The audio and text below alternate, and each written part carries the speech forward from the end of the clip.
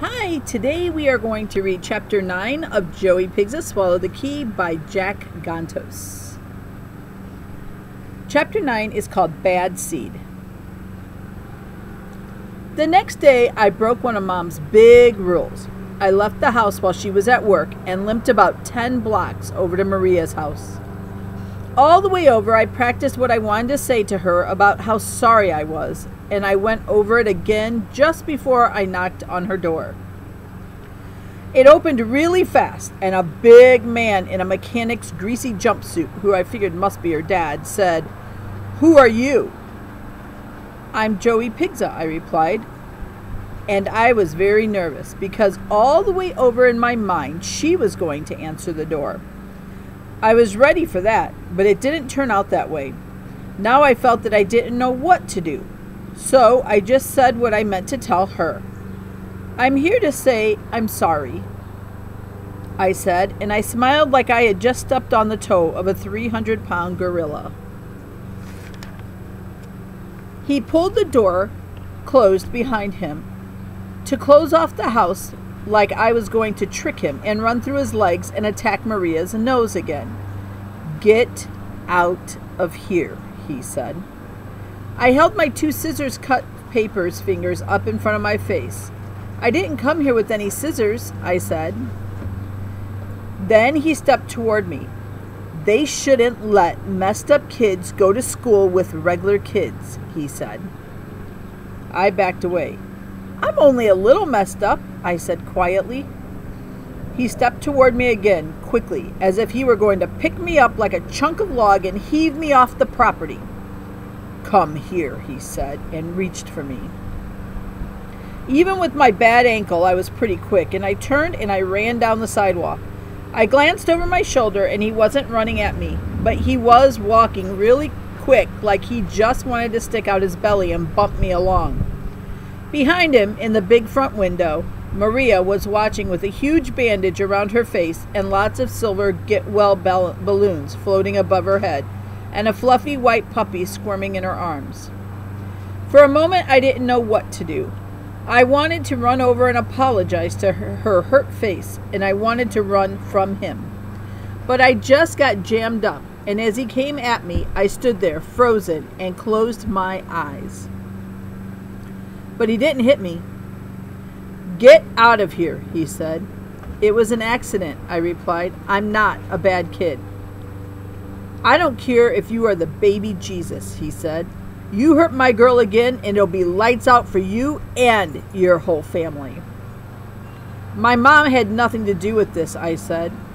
He just looked at me with a nasty face, threw his head back and laughed. "Your mom had everything to do with this." "That's a lie," I said. "She wasn't even there." By then I was so mad at him for talking bad about my mom I was no longer afraid. "My mom is not the problem," I shot back at him. "I am." And I surprised him with that because he didn't know what to do next. But I did. I put my hands on my hips, turned and walked off with my chin held high. And it wasn't until I went all the way back home and sat on the porch and remembered that I'd no longer be going back to my regular school that I got scared. I'd be somewhere else with a lot of strange kids and teachers, and I have to tell you that all of this worried me so much I went inside the house and tried to find my meds because I wanted to take a bunch of them and return myself back to normal. But it was also one of Mom's rules to bring them with her to work, and she didn't break her own rules. So I just crawled up into the big lazy boy chair and stared at the photograph of me being very still and gave myself a timeout. When Mom called to check up on me, I told her everything was okay now. That night, after Mom cooked a dinner of macaroni and cheese, we took a walk. "I've been thinking about you all day," she said, and kept her arm rested across my shoulders so that her warm hand covered my ear, which was nice because the wind was blowing. "I've been thinking about you too," I said, looking up at her. then down at the sidewalk, then up at her again, then down again at because once I stepped on dog poop and slipped and never forgot it. Well, you've been on my mind because I have to go to work early tomorrow and can't see you on to the bus in the morning. Oh, I said in a small voice, and I felt my whole body get sad. I was hoping you could.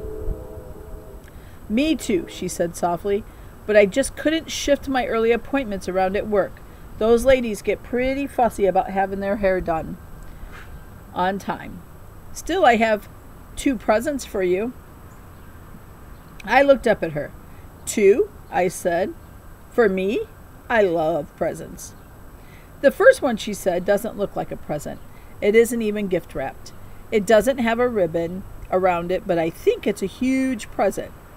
Well, we stopped walking and stood still, and she stared down at me and cupped my chin in her hand. My first present, she said very seriously, is good advice. I want you to remember something that has always helped me.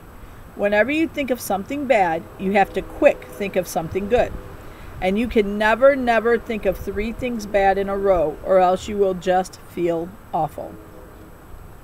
Okay, I said, wishing there was more to this present than advice. Something more I could hold in my hands. I mean it, she said, because she knew I wasn't listening as seriously as she was talking. Does that mean if I have a good thought, then I have to think of something bad? I asked, turning it all around. No, she replied. You can think of all the good thoughts in a row that you want. Okay, now what's my second present? I asked, because the thrill of the first one had worn off pretty quickly. It is a very small present, she said. Smaller than the last one? I shouted, and began to stagger as if I was wounded in action. Be patient. It starts small and gets bigger. We passed the ice cream parlor, where I knew I was never allowed to go, and the Polish-American club, where my grandmother said my dad spent some of his time bouncing around before he went to Pittsburgh. And then we turned and walked to the used bookstore. A book? I asked, thinking that my presents were getting really small. A book is only part of it, she said, and the way she was smiling told me it was really good. We walked to the back of the store, and there was a short shelf of books on pets and pet care. She reached onto the shelf and pulled out a book on dogs.